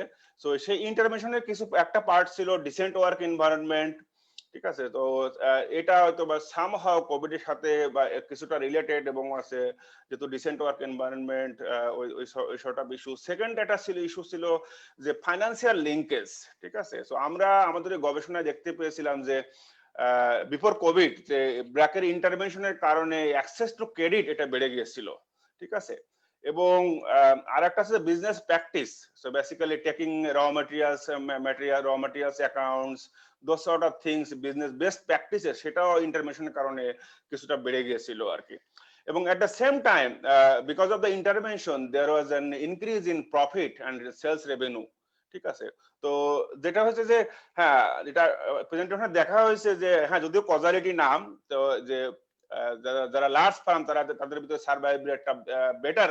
সো যেহেতু ইন্টারভেনশনের কারণে প্রফিট বেড়েছে, সেলস রেভিনিউ বেড়েছে এবং অ্যাক্সেস টু ক্রেডিট বেড়েছে, সো বেসিক্যালি দ্যাট ওয়ার্ক যে আসলে মানে ইন্টারভেনশন ফার্মদের বেশি প্রফিট আর্ন করা এবং আছে বেশি ভালো সার্ভাইভ করা আর কি। সো ওইটা আসলে মেইন মেকানিজম আর কি। তো তাহলে এখানে বিগ কোয়েশ্চেন যেটা আসলে আদার টু ডিসকাশনস অলসো মেনশন, যে তাহলে ক্রেডিট কি অনলি সলিউশন? হ্যাঁ, I agree with doctor Moazzem যে আসলে মেবি নট, বাট একটা বিষয় কিন্তু আমাদের একটু মাথায় রাখতে হবে, যেখানে কিন্তু ইকুইটির ইস্যু আছে। যদি আমরা স্মল ফার্মদেরকে বেশি ক্রেডিট দিয়ে অ্যাক্সেস দেই তাহলে কিন্তু তাদের সার্ভাইভ রেট বেড়ে যাবে আর কি। সো বেসিক্যালি যদি লার্জ ফার্মাররা বেশি আউট হয়, স্মল ফার্মাররা মোর মার্কেটে চলে আসে, তো সেটা কিন্তু ইকুইটির ইস্যু, কিন্তু ইনকাম ডিস্ট্রিবিউশনের ইস্যু আর কি। So credit has a big role to play. Second is we are talking about demand side. Okay, yes, I agree completely. The demand side না বাড়ালে কিন্তু আসলে কাজ হবে না। কিন্তু the point is how you will raise the demand side, মানে how you will increase the demand, সেখানে কিন্তু ক্রেডিটের রোল আছে। সো বেসিক্যালি এখন যদি আপনি আমাদের এনজিও গুলো যদি গভর্নমেন্ট থেকে কিছু সাপোর্ট পায়, যে যদি তারা যদি লো ইন্টারেস্ট লোন যদি আমাদেরকে গরিবদেরকে আরো দেয়, তাহলে কিন্তু কনজাম্পশন স্মুথিং হবে আর কি, ডিমান্ড বাড়বে আর কি। কারণ আমরা যদি বলি যে হ্যাঁ আমরা ডিমান্ড বাড়াবো, শুধু স্টিমুলাস প্যাকেজ দিব, টাকা দিব, টাকাটা এত টাকা কোথা থেকে আসবে? তো আমাদের ওই কস্ট এফিসিয়েন্সির ওই পয়েন্ট গুলো চিন্তা করতে হবে আর কি। So credit has a big role to play here. তো কিন্তু সেই ক্রেডিটটা কিভাবে দিব, কাকে দিব এবং সেটা গুরুত্বপূর্ণ বিষয় আর কি। তো সেটা একটু আমি হাইলাইট করতে চেয়েছিলাম আর কি। আর একটা বিষয় এখানে মেথোডোলজিক্যাল ইস্যু, যেটা আছে কাউন্টার ফ্যাকচুয়ালের ইস্যু, যেটা ডক্টর কাজী ইকবাল রেজ করেছেন, যে আসলে এই ফার্মগুলো কোভিড না হলে শাটডাউন করতো কিনা আর কি। So that is a big question. But এখানে একটা পয়েন্ট আমি শেয়ার করতে চাই সেক্ষেত্রে, যে আমরা যে এই ফার্মগুলোকে 2017 সালে সার্ভে করেছিলাম এবং তাদের 2018 এবং 19 সালে যখন আমরা ফলো আপ সার্ভে করি, so at that survey we have not actually found that much dropout মানে from the survey, এবং ওখানে আমরা খুব বেশি মানে শাটডাউন পাই নাই। সো তার মানে এখানে যে আসলে এই কাউন্টার ফ্যাকচুয়ালটা কন্ট্রোল করা জানুয়ারি থেকে এই যে কোভিডের সময়কালে 2-3 মাসের, এটা কিন্তু খুব শর্ট টাইম। সো এটা খুব রিয়েলি ডিফিকাল্ট। বাট হ্যাঁ, ওখানে কিছু ইনসাইট আছে যে আমাদের পূর্বে যে অভিজ্ঞতা, সেখানে খুব বেশি শাটডাউন হয় না আর কি। তো সেটা একটা পয়েন্ট আমি একটু মেনশন করতে চেয়েছিলাম। Another point is basically supply side issue. So supply side issue, আমরা দেখছি যে হ্যাঁ মানে র ম্যাটেরিয়াল সাপ্লাইটা একটা গুরুত্বপূর্ণ। So it means the policy perspective থেকে আমাদের মানে ট্রান্সপোর্ট সেক্টরটাকে একটু যতটুকু সম্ভব রিভাইভ করা, সেটা কিন্তু খুব বেশি গুরুত্বপূর্ণ। তো বেসিক্যালি র ম্যাটেরিয়াল সাপ্লাইটা কিন্তু এটা কিন্তু ট্রান্সপোর্টের সাথে রিলেটেড। সো বেসিক্যালি ওই সেক্টরটা কি মানে এই ধরনের প্যান্ডেমিকের সময় এই ধরনের সেক্টরগুলো কিভাবে আরো বেশি যতটুকু সম্ভব মানে সোশ্যাল ডিস্টেন্স বা অন্যান্য স্বাস্থ্যগত বিধি মেনে এই সেক্টরগুলো কিভাবে মানে একটু রিভাইভ করে রাখা যায়, সেটা হলে খুবই গুরুত্বপূর্ণ। সেটা একটা কিন্তু পলিসি ইস্যু আর কি। সো এনিওয়ে, সো আমার মনে হয় যে হ্যাঁ, টু সামারাইজ যেটা আমি বলতে চেয়েছিলাম, যে আসলে স্মলদেরকে মানে ক্রেডিট দেওয়াটা গুরুত্বপূর্ণ, যারা পার্টিকুলারলি স্মল ফার্ম, তাহলে একটা ইকুইটির ইস্যু আছে। সেকেন্ড আছে যে ডিমান্ড সাইডেও আমাদের বাড়ানোর বিষয় আছে। সেখানে বিআইজিডি যে স্টিমুলাস প্যাকেজের কথা আমরা বলেছিলাম, যে আমাদের লাইভলিহুড সার্ভের উপরে বেস করে 10-12 হাজার টাকা মতো স্টিমুলাস প্যাকেজ যেটা আছে কনজাম্পশন সাইডে মানে দেওয়া আর কি। তো সেই ধরনের বিষয়গুলো যদি আরো বেশি করা যেত, তাহলে আমার মনে হয় যে এটা আরো দ্রুত রিকভারি হতে পারতো। বাট আমার মনে হয় নেক্সট স্টেপ আছে, যে আরো আগামী 2-3 মাস পরে whether we can do another round of survey, যে what is happening in the next. ঠিক আছে, যে আসলেই আমরা দেখেছি যে অনেকে লোনের জন্য অ্যাপ্লাই করেছে, তো তাহলে যারা লোন পাচ্ছে তাদের আসলে সার্ভাইভ রেটটা বেশি কিনা আর কি। সো গভর্নমেন্টের যে হিউজ মানে এক্সপেন্ডিচার এবং স্টিমুলাস প্যাকেজ, সেইগুলো কতটা আসলে ইফেক্টিভ ছিল, তো সেই জায়গায় আমরা কোনো ইম্পর্টেন্ট ইনসাইট বা আমরা নিয়ে আসতে পারি কিনা, বা এগুলোকে একটু সাম অ্যানেকডোটাল এভিডেন্স আমরা ওখান থেকে পাই কিনা, সেটা একটু দেখা যায় কিনা। Thank you very much. Thank you doctor Narayan Das. আচ্ছা, এই পর্যায়ে আমার মনে হয় লেটস গো ব্যাক। আমার মনে হয় এখানে বিফোর আই রিকোয়েস্ট যারা প্রেজেন্টার্স টু মানে ওনাদের কোনো মানে রিয়াকশন এখানে আমি দেখছি পার্টিসিপেন্টদের ভেতরে কিছু প্রশ্ন এসছে, সেগুলোর উত্তর মোটামুটি দেওয়ার চেষ্টা করেছি, কিন্তু I see Dr. Musharraf Hossain Bhuiya, former principal secretary. He's here, and I think he wants to give his some inputs or some views or some questions. Musharraf bhai, over to you. Thank you. আপনি শুনতে পাচ্ছেন আমাকে? জি জি শোনা যাচ্ছে। আচ্ছা, okay, thank you. Thank you for this opportunity. I also thank Dr. Asad and his team, research team. I also thank the panelists, Dr. Qazi Iqbal and Dr. Khandagam Muazzem. I will be brief. Dr. Khandagam Muazzem যেটা বলেছেন তার মধ্যে একটা বিষয় আমি note করেছি খুব গুরুত্বের সঙ্গে, সেটা হচ্ছে ডিমান্ড সাইড কনস্ট্রেইনটস। এটা সাদা চোখে আমার কাছে মনে হচ্ছে যে এটা ইম্পর্টেন্ট। এসএমই এন্টারপ্রেনাররা অনেকেই যাচ্ছেন না ব্যাংক বা অন্যান্য প্রতিষ্ঠানে লোনের জন্য। এটা কারণগুলো আমাদের আরো ভালো করে অনুসন্ধান করতে হবে। এই ক্ষেত্রে ডক্টর মুয়াজ্জেম যে সাজেশনগুলো দিয়েছেন আমি এগুলো সবগুলোর সঙ্গে আমি একমত না। যেমন ইউটিলিটি বিল, এগুলো পেমেন্ট পোস্টপোন করা বা এগুলি মাফ করে দেওয়া কিংবা এই ধরনের, এটা খুব ফিজিবল না। তবে তাদেরকে খুব সহজ শর্তে কি করে আরো লোন অ্যাভেলেবল করা যায় from the banks and the NGOs, এই বিষয়টা দেখা যেতে পারে। এই বিষয়টা নিয়ে আমি একটু গভর্নমেন্টে যারা এগুলো দেখেন তাদের সঙ্গে এমনিতে আউট অফ কিউরিওসিটি কিছু যোগাযোগ করেছিলাম, যেটা আপনার সঙ্গে কিছু শেয়ার করেছি। তাদের দেখা যাচ্ছে একটা বড় সমস্যা হচ্ছে যে গভর্নমেন্ট যে স্টিমুলাস প্যাকেজ দিয়েছেন এটা থেকে বিগ বিজনেস যেরকম বেনিফিট হয়েছে লার্জলি, এবং এটা ভালো দিক অর্থনীতির জন্য, কিন্তু এই এসএমই গুলি স্মল বিজনেস কিন্তু সেভাবে হচ্ছে না। এটা খুবই তাদের এ যাবৎ তাদের যে সুবিধারা যেটা নিয়েছেন এটা খুবই ইনসিগনিফিক্যান্ট। বড় কারণ হচ্ছে যে গভর্নমেন্ট যে স্টিমুলাস প্যাকেজ যেটা দেয় সেটা কিন্তু বলাই থাকে যেটা ব্যাংক ডিসবার্স করবে ব্যাংক ক্লায়েন্ট রিলেশনশিপের উপরে। এখন বিগ বিজনেসের সঙ্গে ব্যাংকের যে রিলেশনশিপ আছে এটা তো আসলে এসএমইর সঙ্গে নাই, এখন পর্যন্ত নাই। এটা কি করে বিল্ড আপ করা যায় এটা আমাদের ভাবতে হবে, এবং এই সম্পর্কটা কিন্তু ট্রাস্টের উপরে ভিত্তি করে হয়। এখন ব্যাংক তো বিগ বিজনেস যারা চালায় তাদেরকে ভালো করে চেনে, কিন্তু যারা স্মল বিজনেস চালায় তাদেরকে তো ব্যাংক চেনে না এবং চেনার আগ্রহ নাই, সেটা একটা বিষয়। এখন আমরা বোধহয় আমরা এমন একটা পর্যায়ে এসেছি, আমরা যে অ্যাপ্রোচ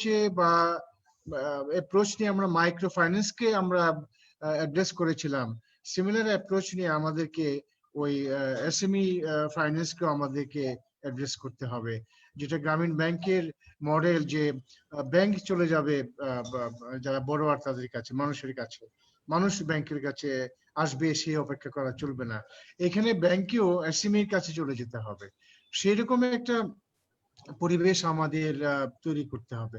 এবং সেটা how much can you expect from the government to this, এই ধরনের বিষয় কিন্তু ঐতিহাসিকভাবে এটাই সত্য যে সেখানে অন্যরা আগে এগিয়ে এসছে, এটা নন স্টেট এন্টিটিস। গভর্নমেন্ট পরে একটা সহযোগিতার মনোভাব নিয়ে এসছে, একটা সাপোর্টিং এনাবলিং এনভায়রনমেন্ট সেখানে তৈরি করেছে।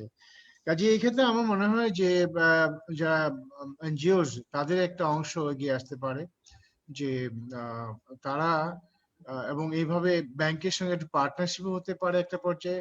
ইনিশিয়ালি এটা এনজিওরাই করতে পারে, কোনো এনজিও, এবং পরবর্তীকালে they can build partnership with banks in motivating them, in supporting them.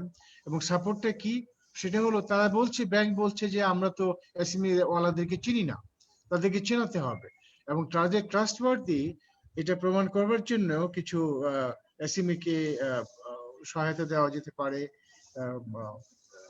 বিভিন্ন ভাবে, এবং ব্যাংকেও সেভাবে সাপোর্ট দেওয়া যেতে পারে in enhancing communication, building this relationship and building this trust.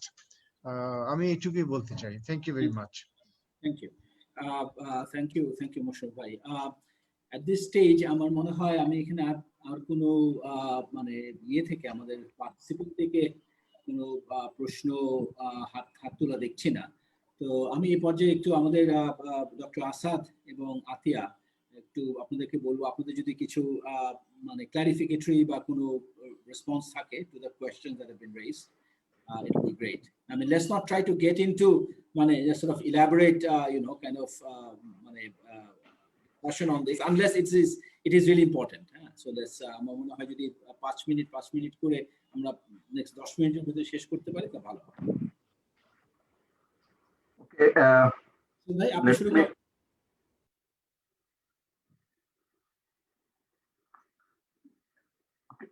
Let me address, Atiya, you want to address anything? Maybe I can conclude then. ওকে আচ্ছা, আমি just দুইটা পয়েন্ট একটু বলতে যাচ্ছিলাম। সেটা হলো যে আমাদের ফিমেল ওয়ার্কাররা আসলে কি টেম্পোরারি ওয়ার্কার হিসেবে হওয়ার কারণে ওয়ার্ক লুজ করছে, নাকি তাদের ফিমেল হওয়ার কারণে তারা ওয়ার্ক থেকে আনএমপ্লয়মেন্ট রেট তাদের মধ্যে বাড়ছে বা তারা কামব্যাক করছে না ওয়ার্কে। ওই পয়েন্ট হলো আমরা কিন্তু এখানে শুধুমাত্র লাইট ইঞ্জিনিয়ারিং ফার্মে যারা কাজ করছে তাদেরকে নেই। বেসিক্যালি এখানে তারা স্মল সেক্টর গুলাতেই কাজ করছে, তারা এখানে আছে এবং তারা ফেব্রুয়ারিতে ফুললি এমপ্লয়েড ছিল এমন ওয়ার্কারদের উপরে আমাদের অ্যানালাইসিসটা হয়েছে। সো হ্যাঁ, আমি ওই পয়েন্টের সাথে এগ্রি করি কাজী ইকবাল ওনার সাথে ডেফিনেটলি, যে হয়তো তারা ইয়াং দেখে তাদেরকে কাজ থেকে তারা আগে তারা কাজ লুজ করছে, কিন্তু বেসিক্যালি তারা টেম্পোরারি ওয়ার্কার দেখে লুজ করছে, ওই পয়েন্টটা হয়তো আমাদের এখানে আসবে না। আরেকটা হলো এটার সাথে আমাদের যে লাইভলিহুড মানে বিআইজিডিএম পিপিআরসি যে লাইভলিহুড সার্ভেটা ছিল সেটার ফাইন্ডিংসটা অনেকটা কাছাকাছি, যে ফিমেল ওয়ার্কাররা আসলেই মানে তারা কাজে লকডাউনের সময় কাজ থেকে বের হয়েও যাচ্ছে এবং লকডাউনের পরে তাদেরকে আবার অ্যাপয়েন্ট করার টেন্ডেন্সিটা অনেক কমে আসছে।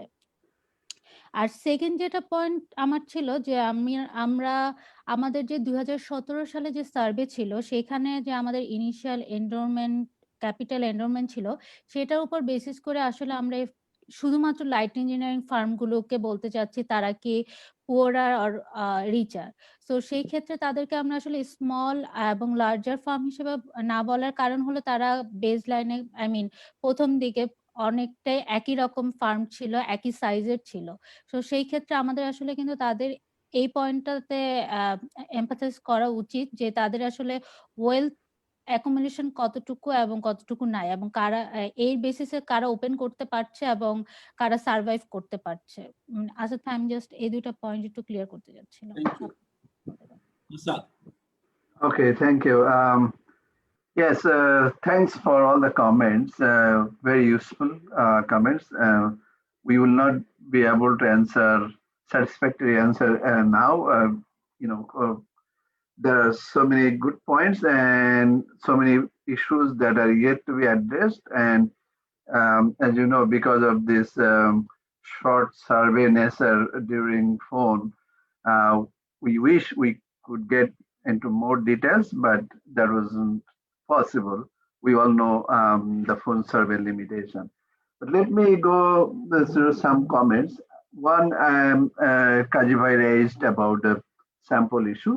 Those are really valid points, and we were constrained by our previous sample, and we had the benefit also because we haven't done that analysis, but we will be able to go back from 2017 to till now to try to understand even the survival rate, the other issue, the reporting bias, the other issue that came up, because we will be able to pin down something that they responded during the normal time versus during this time. So if there is some inconsistency in terms of the reporting bias, we will be able to get some idea about who are those firms who are claiming over that they had lost more than others, and because of the underlying strength that they had before the pre-COVID situation.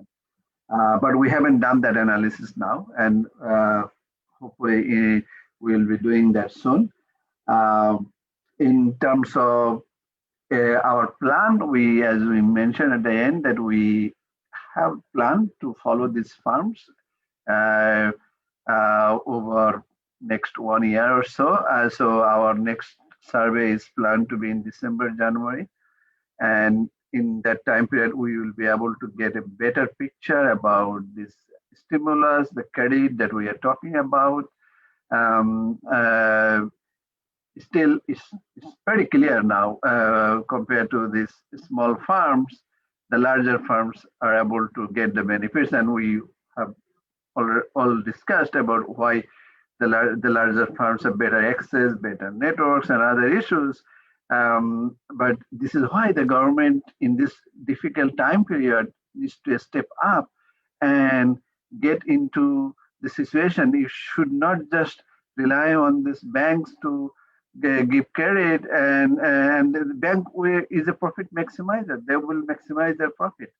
And the bank will not take additional risk, and this is why the government is there to take more to shoulder the burden, and the very purpose of this stimulus is to help those who are most in need.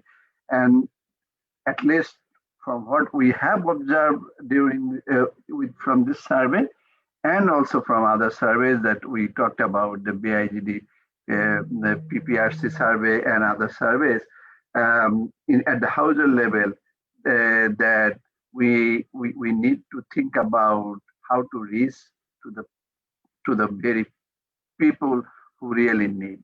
And in terms of sending money or transfer to the households, we have also seen from other circumstances that it did not reach to the household.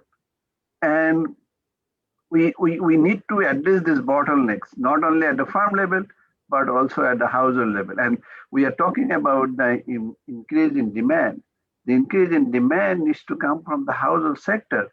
But sadly, we did not pay attention to those people from the very beginning. What we have given to them is very minuscule compared to what has been offered to other sectors. I'm not saying that we should not have offered to other sectors, but it should not come at the expense of the people who are the most in need. The people, the poor people, the households, and the poor farms. So those things need to be addressed, and in the crisis time period, we really need to. I mean, we do not have institutional mechanism. That's true, and our honorable secretary mentioned clearly that how we need to get to these people, and I think he made a very good point, some very good points, and these are the steps probably we can think about down the road. But what we will do during this crisis period is those things will not address that. So, and that's why the government needs to step in to manage this situation, and at least from what the survey evidence and other evidence shows that those are relatively very few. And not adequate responses were given to those cases. So in terms of the comments regarding the seasonality, then we will be able to address in our next survey, because then we have different time periods. The Kajibhai mentioned that, okay, these are also good points, whether the demand is seasonal, and in some cases then we might see that seasonal demand is driving them things. But what we can say from our other surveys done during different time periods is that the demand shortage that we are observing is largely not due to the seasonality. This is really the demand that we see that there is a lack of demand in every sector, and that is the thing probably that driving the result. But we will be able to pin down more once we go and do our next survey.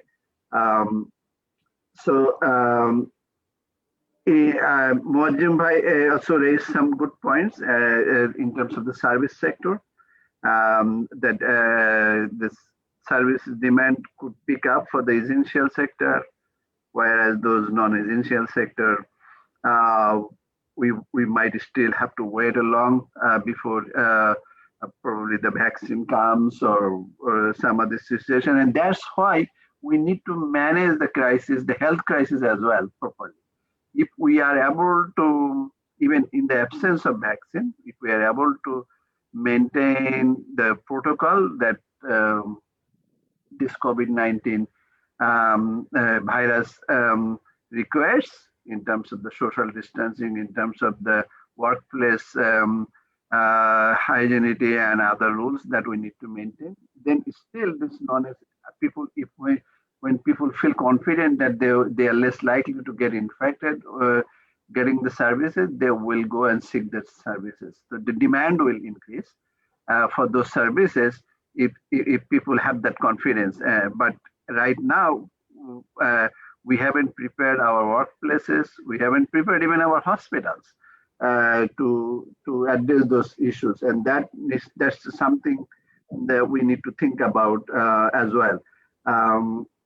Okay, so in terms of the comments about workers layoff during the lockdown, did they pay wages or I think what I suspect, we did not anticipate when we did the survey. So what we see is that they are struggling now to pay the rent. They are struggling, but it is likely the case that so the first 2-3 months they were able to pay the rent because they had some savings or they had some revenues generated just before the lockdown, but they just ran out of those things. And now when they have opened up,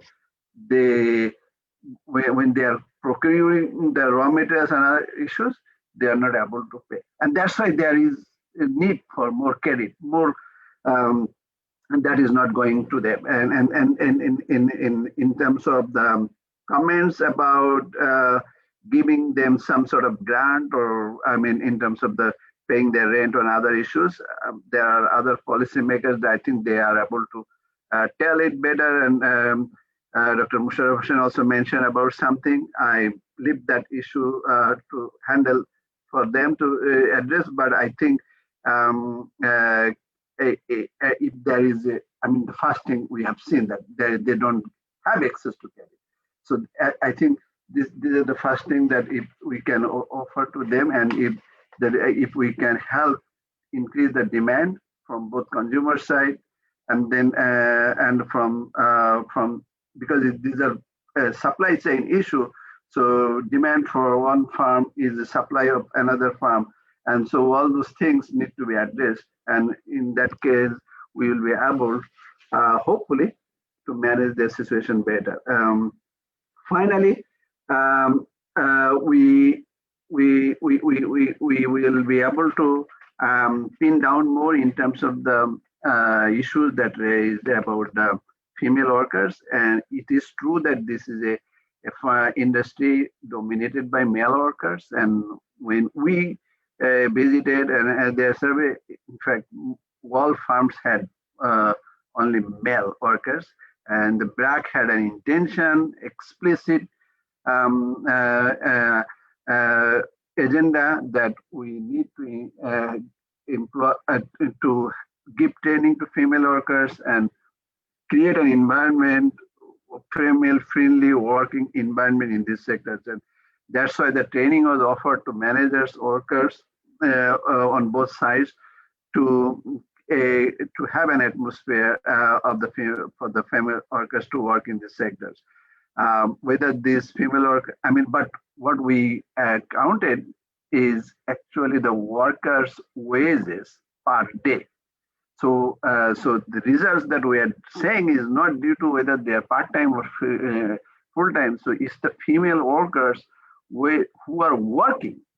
Their per-day wages are even lower than the male workers. So at least we can say from the evidence that we have is that females are bearing the burden more than males among those who are working. There is selection issue, there is other issue going on, but still, as the selection should be higher among the female workers because they are less likely to be employed and other issues. And that's why even though those are employed working, they are paid less.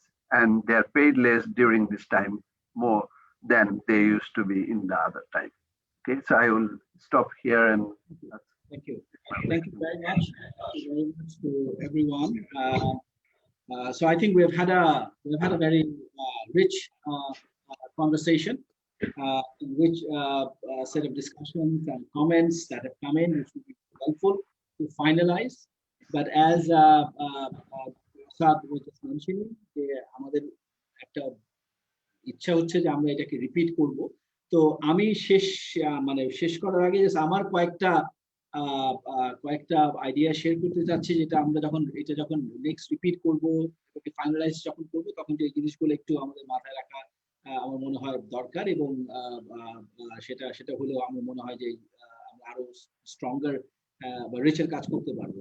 আচ্ছা, প্রথম জিনিসটা হচ্ছে আমার মনে হয় যে এখন already বেশ কিছু সার্ভে আমাদের হয়ে গেছে আর কি, বিআইজিডি করেছে, ব্র্যাক করেছে, বিআইডিএস আরো অনেকে করেছে, সিমিলার টাইপ অফ ইস্যুস। তো এখানে আমার মনে হয় একটা কনসলিডেশন করাটা খুব দরকার, এবং বিশেষ করে আমরা যদি এই ইকোনমিক রিকভারিকে ফোকাস করে কিছু কনসলিডেশনের কাজ শুরু করতে পারি, এটা অত্যন্ত আমার মনে হয় একটি ইম্পর্টেন্ট জিনিস হবে। এবং অনেক কিছু আসলে কনভার্জেন্স হচ্ছে, কিছু এরিয়া আছে যেখানে আমরা এখনো জানি না, কিন্তু আমার মনে হয় জেন্ডারের কনটেক্সটে ইজ অ্যাবসলিউটলি ক্লিয়ার।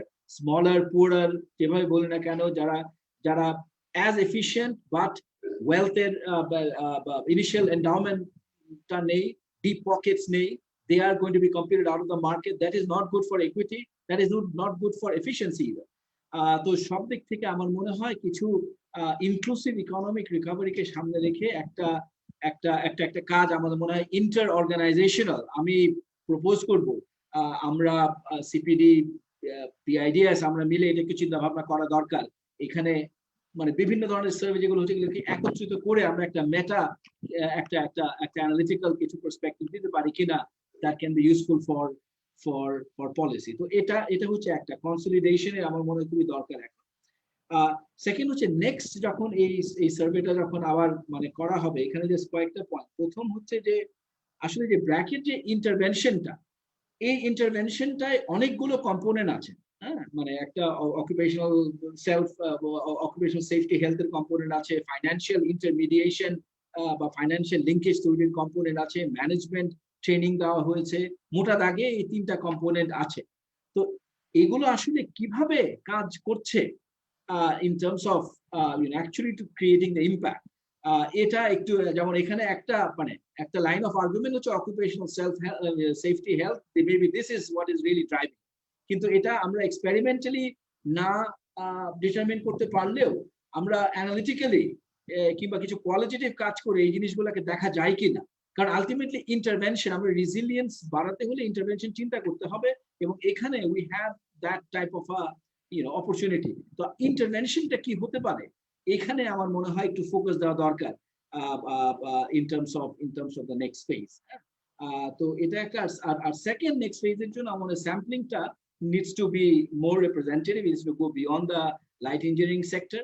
আমার মনে হয় we need to really think about that. I understand যে আমাদের Dr. Asad's জন্য this is this is primarily একটা intervention researcher একটা opportunity নেয়া, একটা crisis এর কনটেক্সটে সেটাকে ব্যবহার করা, কিন্তু আমার মনে হয় এখানে সুযোগ আছে এটাকে আরো broaden up করা, so that we can look at all the different sectors. আর বিশেষ করে এই জায়গাটাতে যে পয়েন্টটা আমার মনে হয় যে পয়েন্টটা আমাদের মুয়াজ্জেম ভাই যেটা করেছেন, সেটা হচ্ছে আসলে জিনিসটা ওনার যে হাইপোথেসিস, এটা আসলে ঠিক কিনা, যে ইন টার্মস অফ ভ্যালু চেইনের কোন জায়গাটাতে আছে এবং এগ্রিগেট ডিমান্ড শকটা আসলে কিভাবে এফেক্ট করবে, সেটা ভিন্ন আসলে ভিন্ন কিনা। তো এই ধরনের জিনিসগুলো আমরা তখনই দেখতে পারবো যখন স্যাম্পলিংটা আমাদের ওভাবে হবে। তো আমি আর এই পর্যায়ে আবার সবাইকে ধন্যবাদ জানাচ্ছি। আমাদের doctor Asad, Atiya, doctor Narayan was deeply involved, আমাদের প্যানেলিস্ট যারা সময় করে এখানে আপনাদের অত্যন্ত আমার মনে সুচিন্তিত মতামত দিয়েছেন, এবং আমাদের এই কাজটাকে সম্পন্ন করতে এবং পরবর্তীতে যে কাজটা করতে চাই সেটা করতে অনেক সহায়তা করবে। এবং আমি আবার শেষ করছি যেটা বলে সেটা হচ্ছে যে আমার মনে হয় আমাদের একটা কনসলিডেশন প্রজেক্ট হাতে নেওয়া দরকার across the different research institutions so that we can actually be more effective. তোমার এই বলে এখানে শেষ করছি. I will pick that thread up later on a one-to-one basis. But thank you very much.